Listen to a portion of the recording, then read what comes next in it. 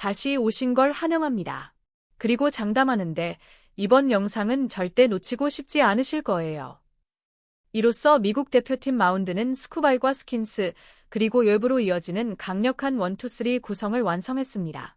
선발 로테이션은 라이언, 맥클레인, 홈스, 보이드로 짜여 있고 불펜 역시 밀러와 베드나를 중심으로 한 강력한 원투펀치의 가렛 히틀로, 그리핀 잭스, 그리고 클리빙거까지 가세합니다. 스쿠발과 스킨스는 이미 주요 개인상을 휩쓴 투수들이고 엽은 이닝 소화 능력에서 리그 최고 수준을 자랑합니다. 밀러는 9이닝당 15.2개의 탈삼진을 기록하며 50이닝 이상을 던진 투수 중에서도 압도적인 수치를 보여주고 있습니다. 미국은 대회 1라운드에서 브라질, 잉글랜드, 멕시코, 이탈리아와 맞붙게 됩니다. 이번 대표팀은 역대급 전력이라는 평가를 받는데요. 아메리칸 리그 MVP 저지, 60홈런 포수 카일 할리, 그리고 양대 리그를 대표하는 정상급 투수들이 대거 합류했습니다. 외야를 보면 라일리, 이트, 투레이, 그리고 PCA로 이어지는 센터라인의 플래티넘 글러브 수상자와 미래 수상 후보들이 즐비합니다. 지명타자는 스와버, 3루에는 거너 핸더슨이 자리하고 코너 외야에는 저지와 캐롤이 포진합니다. 현재 1루 자리가 비어 있음에도 불구하고 OPS 0.901의 포수 윌 스미스와 35홈런을 기록한 바이런 벅스턴이 벤치에 대기하고 있을 정도로 선수층이 두텁습니다. 특히 이번 대표팀의 마운드 전력은 이전 대회들과 비교해도 압도적이라는 평가를 받습니다. 스킨스가 비교적 이른 시점에 대표팀 참가를 선언한 것과 달리 스쿠발은 참가 여부를 확정하기까지 시간이 걸렸습니다. 트레이드 가능성을 열어두고 있었기 때문인데 WBC 출전은 트레이드와 직결되지 않는 사안이기에 결국 참가를 결정한 것으로 보입니다.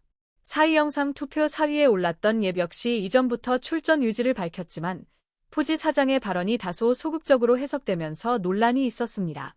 다만 부상이 없는 선수라면 일반적으로 출전 제한을 받지는 않습니다.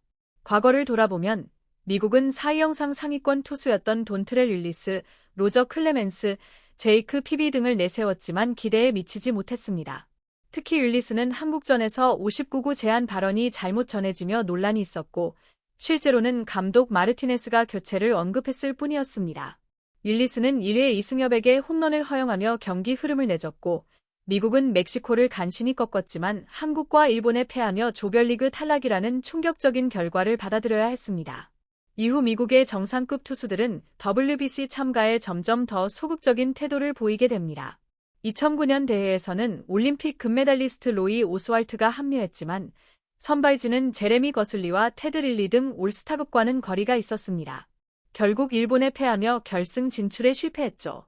세 번째 대회에서도 R.A. 디키, 지오 곤살레스, 그리고 자이언츠 우승 멤버였던 라이언 보글송 등이 나섰지만 불펜 위주의 운영에서 벗어나지 못했고 준결승 진출에 실패했습니다.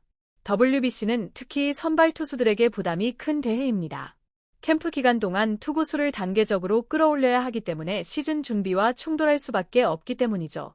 처저 역시 7월 대회라면 가능하지만 3월 대회는 어렵다고 밝힌 바 있고 이로 인해 미국은 불펜 중심의 로스터를 꾸릴 수밖에 없었습니다. 2017년 대회에서 적극적으로 나섰던 시애틀도 킹 펠릭스와 드류 스마일리를 내세웠지만 부상이라는 대가를 치렀습니다. 그럼에도 불구하고 미국은 크리스 아처, 데니 더피, 마이크 풀머 등 비교적 2성급 선발진으로 대회에 나섰고 결국 마커스 스트로먼의 압도적인 활약에 힘입어 사상 첫 WBC 우승을 차지하게 됩니다. 스트로먼의 활약이 결정적이었습니다. 직전 대회에서 미국은 메릴 켈리, 카일 프리랜드, 랜슬린, 닉 마르티네스, 마일스 미콜라스, 그리고 예덤 요일라이트로 선발진을 꾸려 일본에 이어 준우승을 차지했죠. 켈리는 10월 월드시리즈 우승을 경험하긴 했지만 미국 대표팀 결승전 선발로서는 다소 무게감이 부족하다는 평가를 받았습니다. 반면 이번 대회는 상황이 완전히 다릅니다. 현역 최고의 유망주 스킨스와 리그 최정상급 투수 스쿠발이 중심을 잡고 있는 거의 완벽에 가까운 로테이션입니다.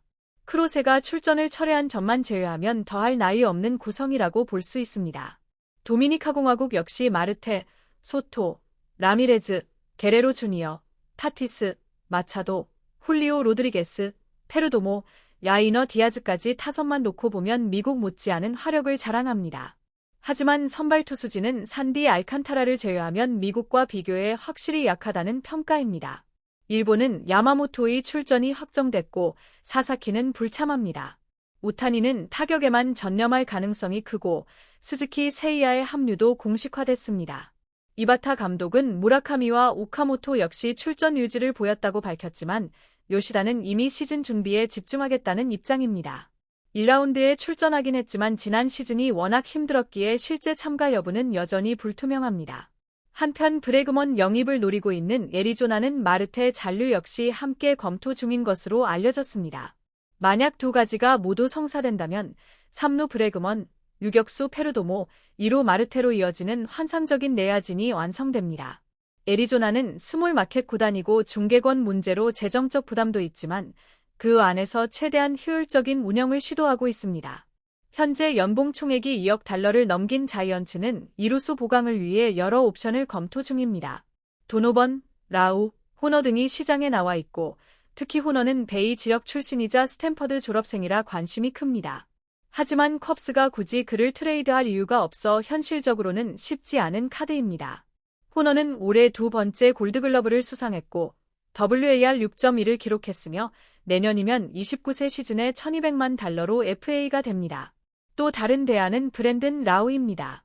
내년 연봉이 $150만 저렴하고 장타력은 확실하지만 수비는 약점이라는 평가를 받습니다. 이는 내구성과 수비력을 강점으로 하는 호너와는 정반대 유형이죠. 템파베이는 마르테를 노리며 페피오, 바지와 협상 중인 것으로 알려졌고 마르테를 영입할 경우 라우를 바로 방출할 가능성이 큽니다. 대대적인 셀다운에 들어간 세인트루이스는 불펜 핵심이자 마무리 투수였던 조조 로메로까지 정리했습니다. 도노번 영입 경쟁에서는 시애틀이 가장 앞서 있고 다저스는 루이스 아라에즈에 관심을 보이고 있습니다. 랜던이 사실상 은퇴 수순에 들어가면서 레이스가 아레나도를 노릴 가능성도 현지에서는 꾸준히 제기되고 있습니다. 4년 1억 2천만 달러 규모의 세이퍼 계약을 보류한 피츠버그는 브랜든 라우, 루이스 로버트 주니어, 라이언 오헌, 마르셀 오스나, 그리고 오카모토 가즈마까지 폭넓게 검토 중입니다. 다만 피츠버그의 FA 소급 기조를 감안하면 현실적으로는 트레이드 가능성이 더 높아 보입니다. 포스팅 마감 시한이 다음 주 화요일로 다가왔지만 무라카미에 대한 구체적인 움직임은 의외로 조용합니다. 메이저리그에서 3루 수비가 어렵다는 점과 지나치게 높은 헛스윙 비율이 우려 요인으로 지적되고 있습니다.